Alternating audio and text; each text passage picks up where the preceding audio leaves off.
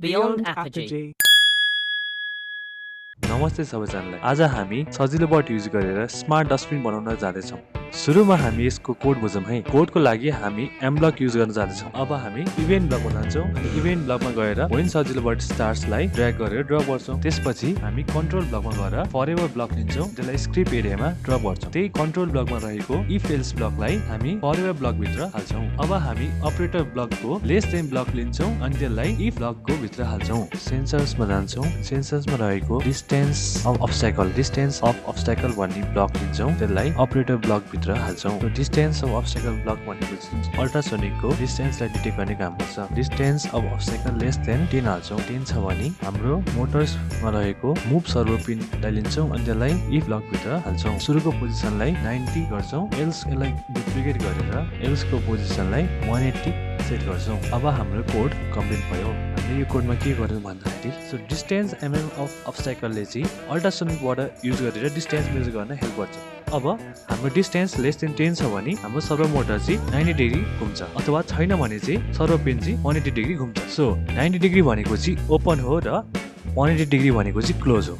अब हाम्रो ultrasonic सेन्सरको 10 centimetre radius भित्र कुनै अब्जेक्ट आयो भने हाम्रो सर्भो मोटर 90 डिग्री घुम्छ। त्यसको मतलब हाम्रो स्मार्ट डस्टबिन ओपन हुन्छ। एल्सको मतलब चाहिँ अल्ट्रासोनिक सेन्सरको अगाडि केही अब्जेक्ट छैन भने सर्भो मोटर चाहिँ 180 डिग्री घुम्छ। यसको मतलब हाम्रो डस्टबिन क्लोज हुन्छ। स्मार्ट डस्टबिन बनाउनलाई हामीलाई चाहिन्छ jumper wires, USB programmer, battery holder अनि 3.7 भोल्टको ब्याट्री दुईवटा, सजिलोबट, ultrasonic sensor, GI wire, servo motor. त्यसपछि लास्टमा एउटा डस्टबिनको मोडल।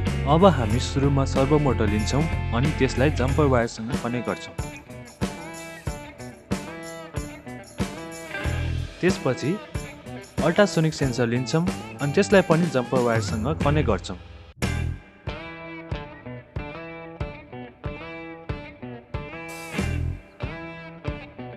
हामी सजिलोबटमा स्मार्ट डस्टबिनको लागि कोड अपलोड गर्छौँ।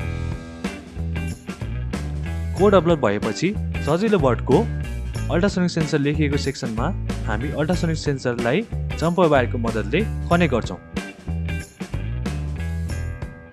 यसपछि हामी सर्भो मोटर लिन्छौँ अनि सर्भो मोटरबाट आएको रेड वायरलाई CPIO पोर्टमा रहेको +5 भोल्टमा कनेक्ट गर्छौँ अनि ब्राउन वायरलाई त्यसकै साइडको GND मा कनेक्ट गर्छौँ अनि ओरेन्ज वायरलाई D6 अथवा डिजिटल पिन 6 मा कनेक्ट गर्छौँ।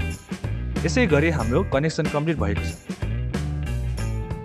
अब हामी डस्टबिनमा अल्ट्रासोनिक सेन्सर र सर्भो मोटर कनेक्ट गर्छौँ।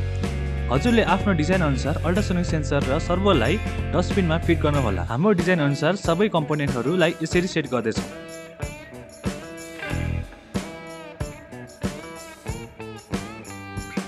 सर्भो मोटरको सहायताले डस्टबिनलाई खोल्ने र बन्द गर्ने भएकोले हामीले सर्भो मोटरलाई त्यही अनुसार सेट गरेको छौँ।